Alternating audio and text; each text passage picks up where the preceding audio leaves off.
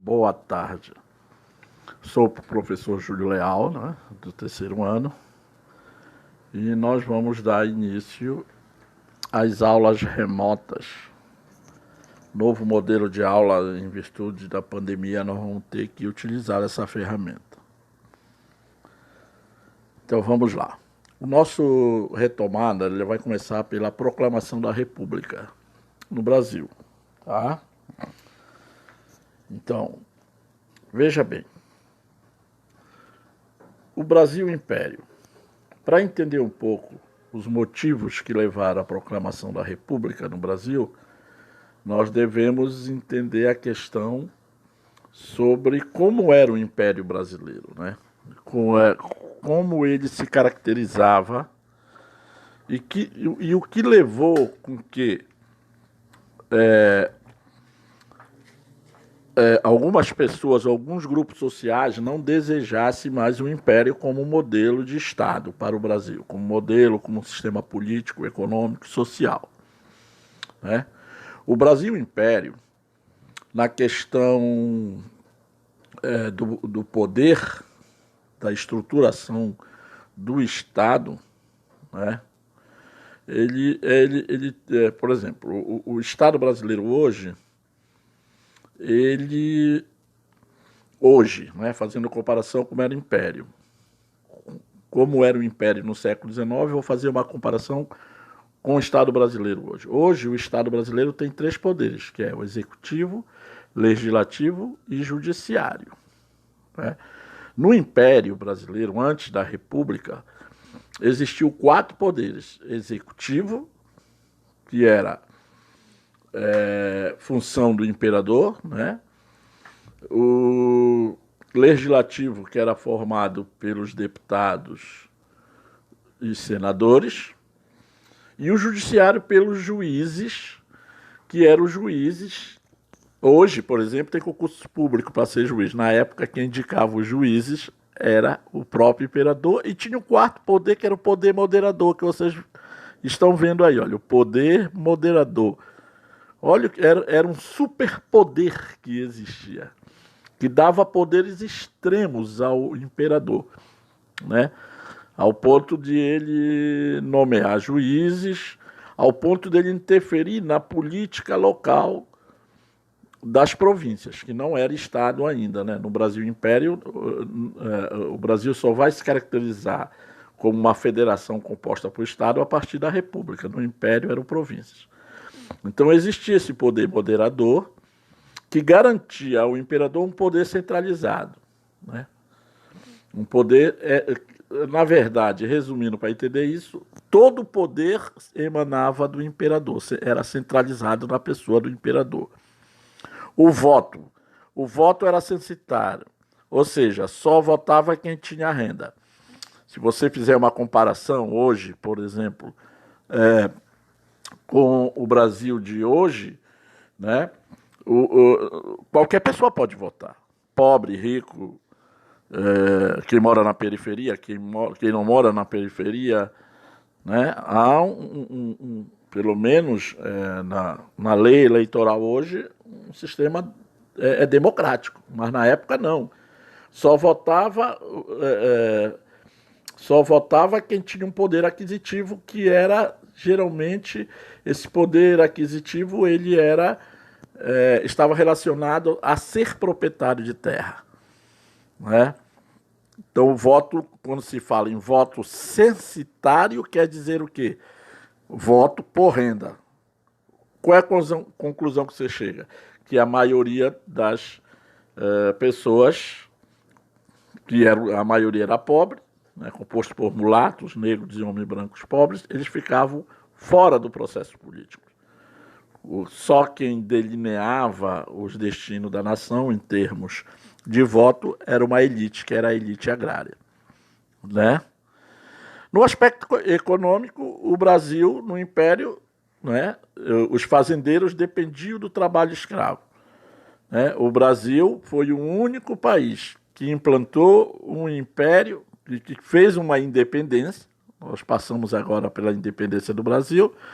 O Brasil foi o único país que durante o processo de independência e após o processo de consolidação do Estado Nacional, ele permaneceu com as suas estruturas econômicas, baseado na grande propriedade e no trabalho escravo. Por exemplo, a Argentina, quando se tornou independente, houve lá uma reforma agrária, de distribuição de terras para os pequenos proprietários. E lá se estabeleceu o trabalho livre. O Brasil, incrível que pareça, ele manteve as suas estruturas econômicas e sociais as mesmas que antecederam o Império, né?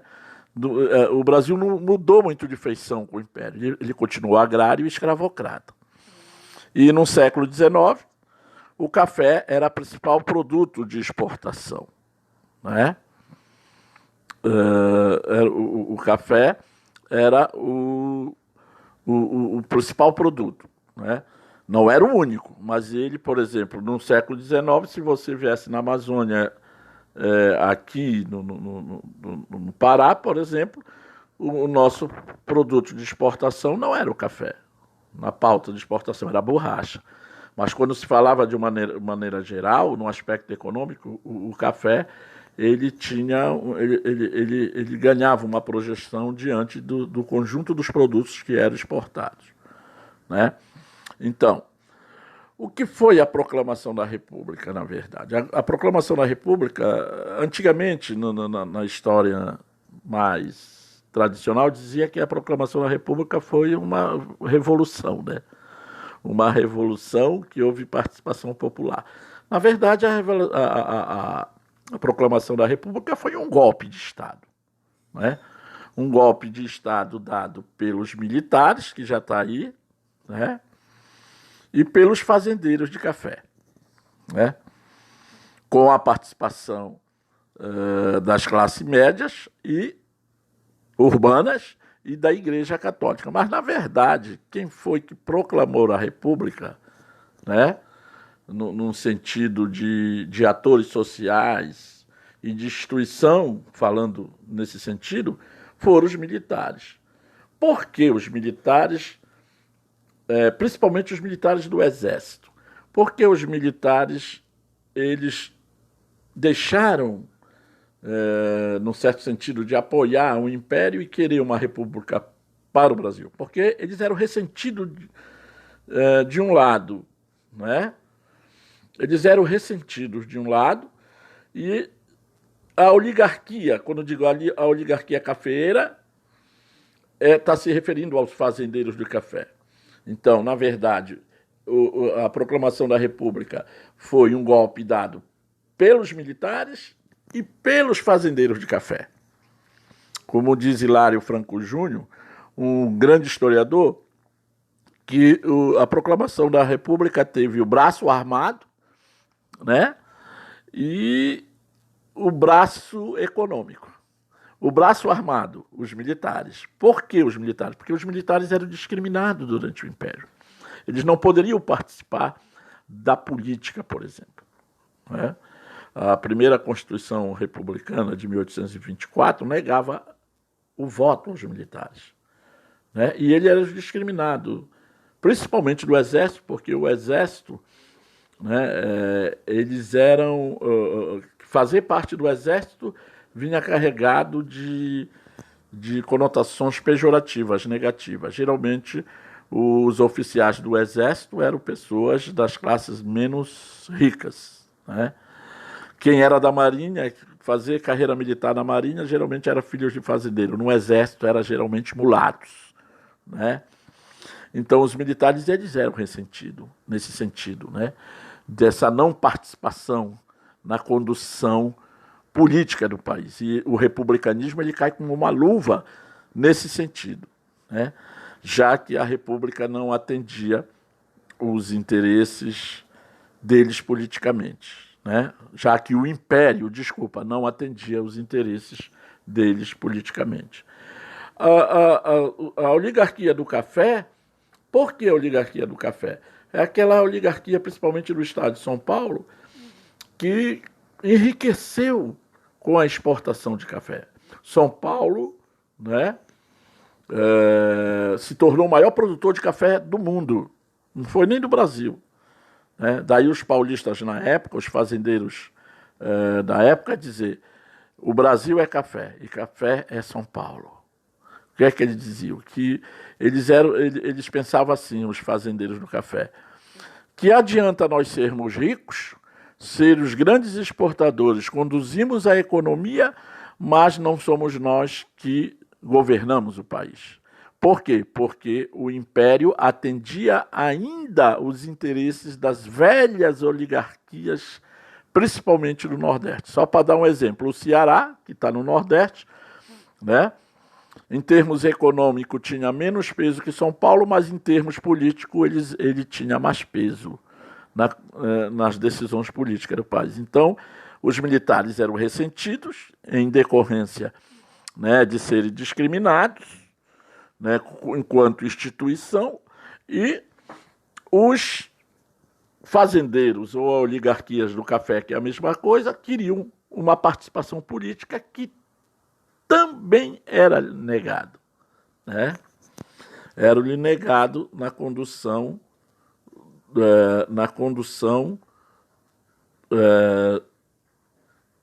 do destino do país, né? Então, o que é que vai, né? O que é que vai levar, né? Na verdade, o golpe que conduziu à República no Brasil, ela é um conjunto de insatisfações. Primeiro, da igreja, né? A insatisfação da igreja com o fato do imperador defender a maçonaria. Ora, aqui, além disso, né, a igreja ela combatia a maçonaria na época. Até hoje a igreja não aceita a maçonaria, né? E na época o imperador ele era maçom, ele defendia a maçonaria. Mas não foi isso só a causa disso. É porque a igreja no Brasil, na época, no século XIX, ela estava submetida ao Estado. Né? Ela estava submetida ao Estado. Quem era que indicava, né? Quem nomeava os bispos era o imperador. Então a igreja não via com bons olhos essa submissão, né? Ela queria se ver livre da interferência no Estado. Então a igreja ela participa da proclamação da República como uma forma de se ver livre da intromissão do Estado. A insatisfação dos fazendeiros escravistas com a abolição da escravidão, né? Os fazendeiros eles tinham essa insatisfação política de não participar, né? E a abolição da escravidão, num certo sentido, né? A abolição da escravidão ela vai fazer com que surja a necessidade de avanço nos aspectos no sentido do trabalho no Brasil, né?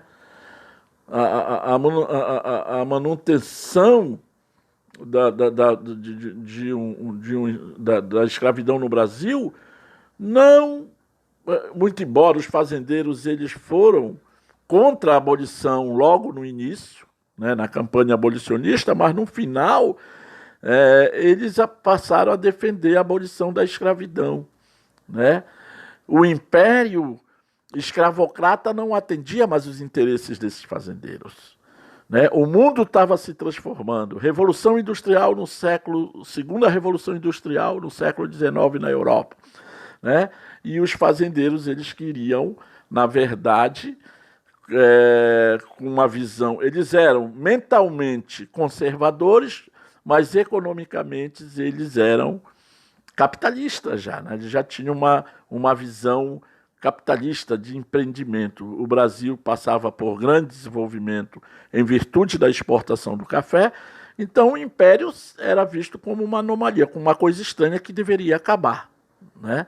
E que a abolição da escravidão, né, estava, de certa forma, paralela a esses interesses, né?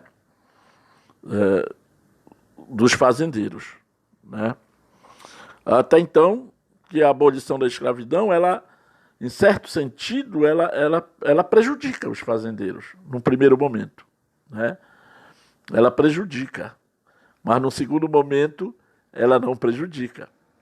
Então, na verdade, os fazendeiros, quanto a essa questão abolicionista, nós só podemos entender mais essa questão de uma forma mais peculiar quando eu der uma aula sobre abolição, para você entender essa questão de um primeiro momento ser favorável à manutenção, né? E depois não. Tá. A saúde fragilizada do imperador, né? Segundo ele era diabético, e assim sua filha assumiria. O imperador era visto como como é que se diz? Uma pessoa, embora seja um intelectual, seja um homem de cultura elevada, um homem que viajava muito, né, pelo mundo na época, mas ele já estava com uma idade avançada e essa velhice incomodava, né? Seria mais ou menos assim. A figura do imperador sempre estava atrelada ao império, né? O império é uma coisa velha que não tinha mais essência. Toda a América do Sul já tinha proclamado suas repúblicas e o Brasil continuava sendo o império, né? A insatisfação dos militares com a Guerra do Paraguai. Então veja bem, por que quando eu digo a insatisfação? Porque antes, né, da Guerra do Paraguai, o Brasil não tinha ido em nenhuma guerra, né? E o Brasil não tinha um exército formado. Muitos escravos para a Guerra do Paraguai, com promessa de serem livres após, muitos se tornaram livres. Mas o que foi que a Guerra do Paraguai se relaciona com a proclamação da República? É porque os militares brasileiros entraram em contato com as ideias republicanas. Porque esses países do Paraguai, Uruguai, Argentina, já eram repúblicas, né? E essas repúblicas do Cone Sul, elas foram proclamadas em cima de um ideal chamado de uma ideia do século XIX que estava muito em vigor, que era a ideia positivista de Augusto Conte. Augusto Conte dizia, né, que por uma nação ser próspera, ela tem que manter a ordem e o progresso. Aonde está essa frase? Na nossa bandeira. Quem trouxe esse pensamento positivista? Os militares que foram para a Guerra do Paraguai. Benjamin Constant, Deodoro da Fonseca, Floriano Peixoto foram os grandes republicanos que, após a Guerra do Paraguai, passaram a difundir essas ideias positivistas nas academias militares. Isso que elas vão ser sustentáculo, né? Pode-se dizer, o fundo ideológico para a proclamação da República. Daí vem a questão militar, né? Os militares têm uma charge aí que mostra os militares querendo derrubar o imperador, representado aí por esse rei aí, né? Por esse imperador com a coroa, tá?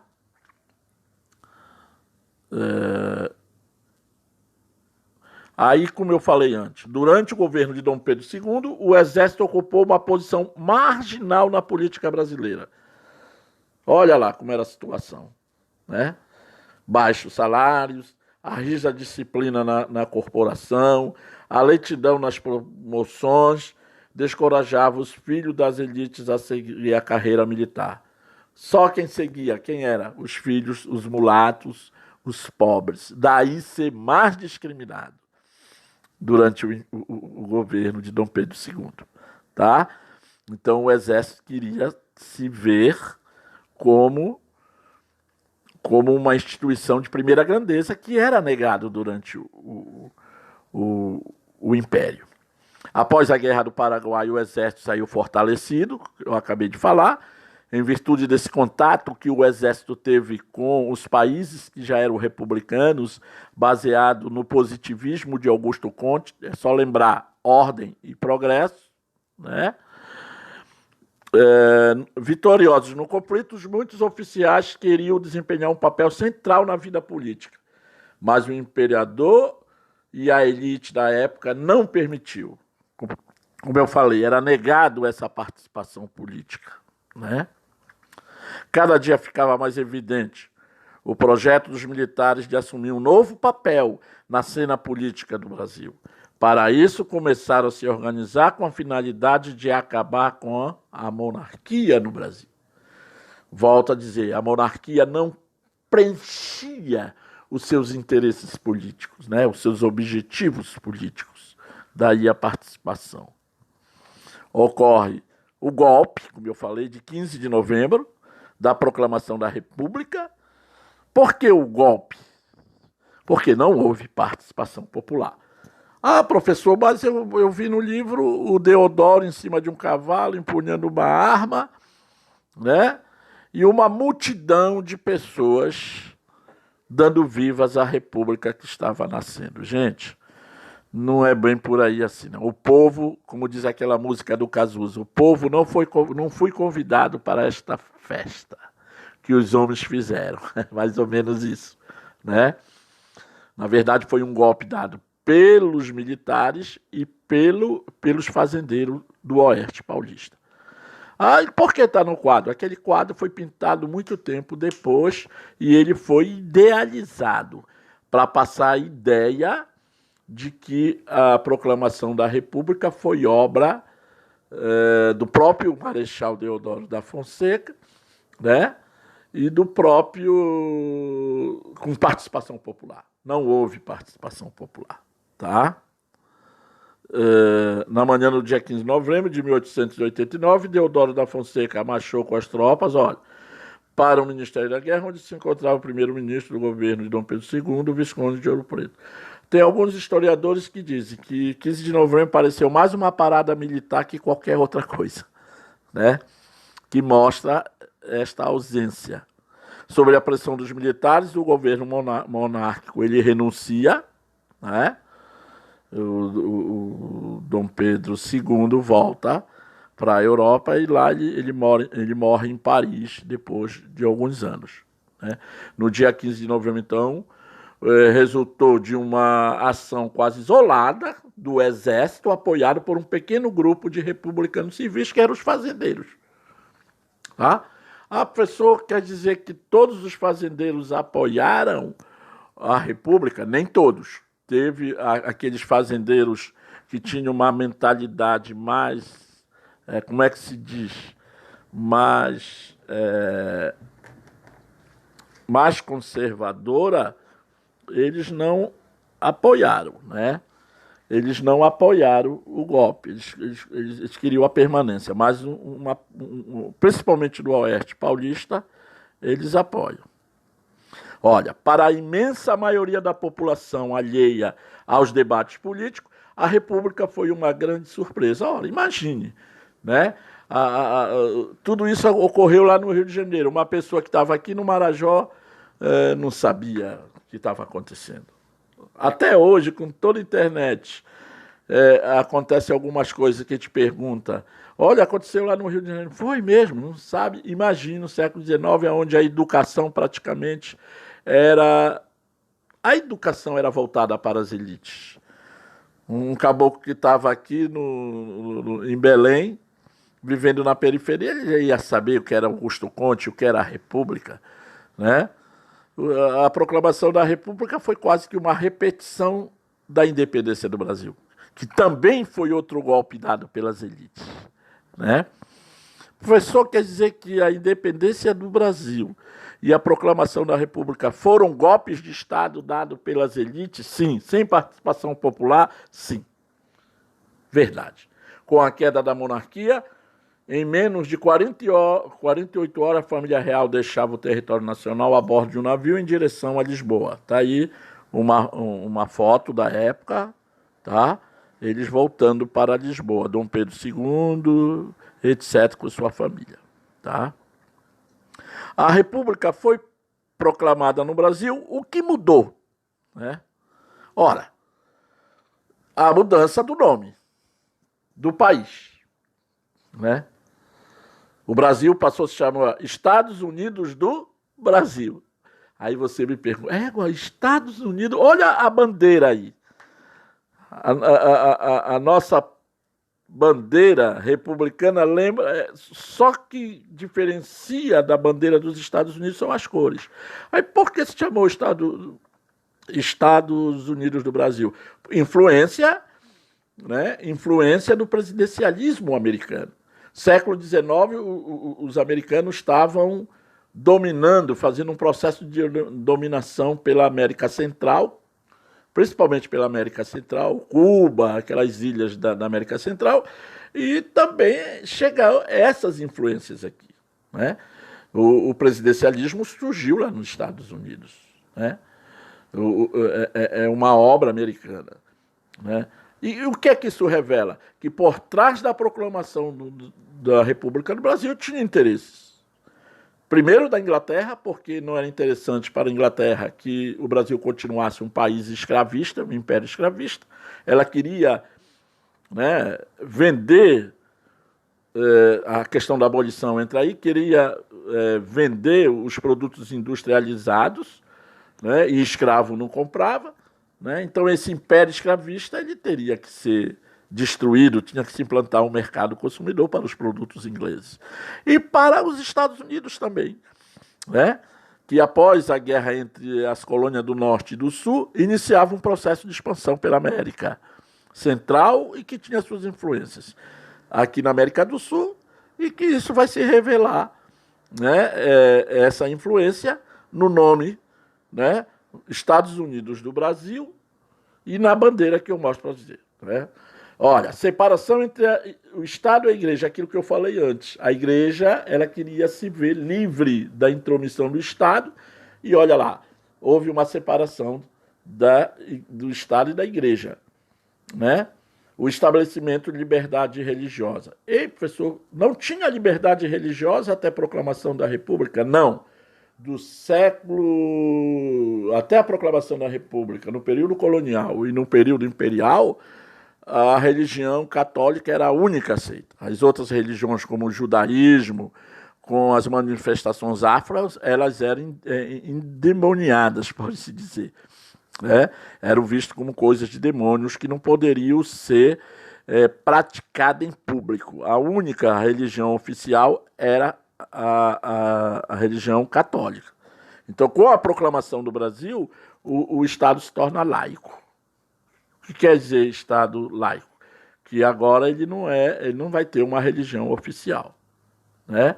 E essas mudanças na bandeira, que dá para verificar, hoje nós temos a nossa bandeira, mas antes logo se proclamou, parecendo com a bandeira do Brasil. A outra é a bandeira do Império. Né? A do meio é com a República. A instituição do casamento civil. Né? Ah, professor, quer dizer que antes da proclamação da República não tinha casamento civil? Não, só tinha casamento religioso. Daí eu volto a dizer, o Estado se torna laico, né? Civil. Né? Por exemplo, só para dar uma ideia disso aí. Antes, no período colonial e no período imperial, né? Quando morria uma pessoa, né? Aonde se dava o atestado de óbito, de casamento? Nas casas paroquiais das igrejas. O que é que isso demonstra? Que a igreja tinha um poder muito grande. Com a proclamação da República surge hoje que nós temos os cartórios, né? Que são civis. Você vê que aqui em Belém é cheio de cartório, né? E o aparecimento desses cartórios se dá com a proclamação da República. Né? A extinção do Senado vitalício. Por quê? No Império, se uma pessoa era eleito, se eu fosse, por exemplo, eleito a senador, ia ser até morrer. Isso acaba com a proclamação da República. Né? Vitalício quer dizer para toda a vida. Em 1891 fica pronta a nova Constituição, que é a segunda do Brasil e a primeira republicana, porque a primeira do Brasil, né, tá aí, olha, uma foto da Constituição, a primeira foi a de 1824, tá? chamada de Constituição da Mandioca, que revelava a questão do poder dos fazendeiros, né? O Brasil passa a ser uma república, deixa de ser um império, federativo e presidencialista. Olha, o presidencialismo americano, a ideia de federação americana aqui, e a ideia muito em voga na Europa de república, a partir do século XVIII e XIX, a ideia de república, que vem desde a Revolução Francesa. O que significa isso? Os estados passam a ter ampla autonomia. Olha, já não é mais províncias, os estados. Se durante o Império havia centralização, com a proclamação da República ocorre o quê? Uma descentralização. Os estados ganham autonomia econômica e administrativa do poder. O que acontece? Quem é que vai ganhar com isso no primeiro momento? Os fazendeiros. Porque eles já têm o poder econômico e eles acabam se apoderando do poder político dos estados. Isso em todo o território brasileiro. Não é em vão que a República ela vai ser chamada primeiro República das Espadas e depois República Café com Leite, que é justamente o maior produtor de café, que era São Paulo, né? E Minas, que era o maior produtor de gado, né? De leite, que são os dois estados economicamente mais ricos que vão ser dominantes na política nacional, que vão se aliar aos fazendeiros regionais, tá? Elaborar o que é que acontece? O que é que significa? Que os estados passam a elaborar sua própria Constituição, eleger os seus governadores, né? Que na época não se chamava governadores, eram presidentes, presidente do Pará, presidente do Ceará, presidente de São Paulo, contrair empréstimo no exterior, decretar impostos ou organizar suas forças militares. Olha lá, começa a surgir o que nós conhecemos como as polícias militares dos estados. Olha, os estados ganham autonomia, esses estados que nascem com a República, tá? Os três poderes, acaba aquele poder moderador, né? E o Estado brasileiro ele ganha essa configuração, né?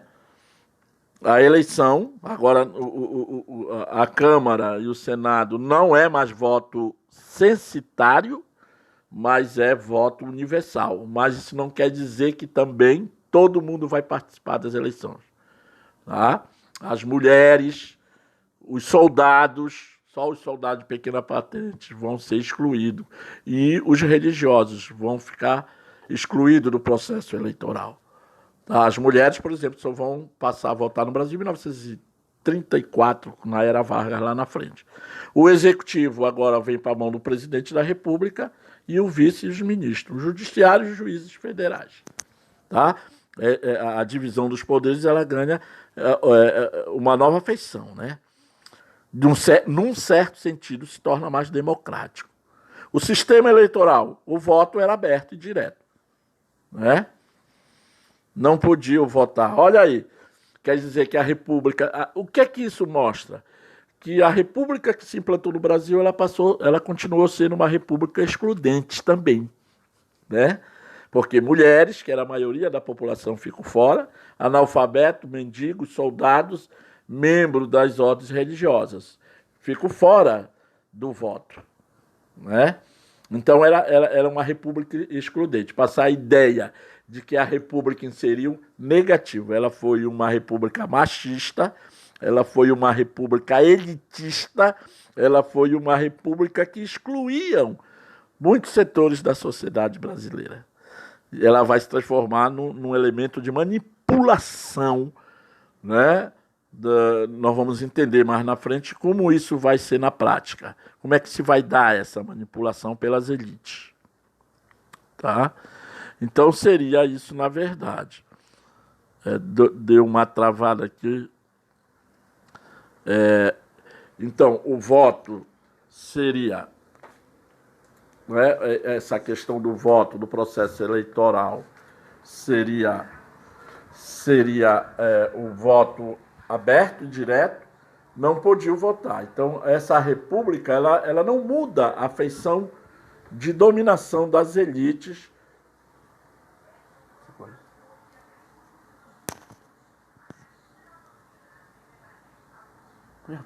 acabar. Tá. Então, olha, ficou aí.